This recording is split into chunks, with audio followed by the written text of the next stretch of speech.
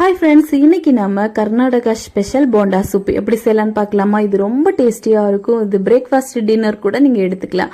இதுக்காக ஒரு குக்கரில் பருப்பு சேர்த்துட்டு இதை நல்லா கழுவி எடுத்துக்கோங்க. இது கூட தக்காளி, பச்சை மிளகாய், அப்புறமா பெப்பர் தூள், மஞ்சள் தூள், உப்பு சேர்த்துட்டு தேவையான அளவுக்கு தண்ணியும் சேர்த்து இதை நல்லா ஒரு 4 விசிலுக்கு நம்ம வேக வச்சு எடுத்துடலாம்.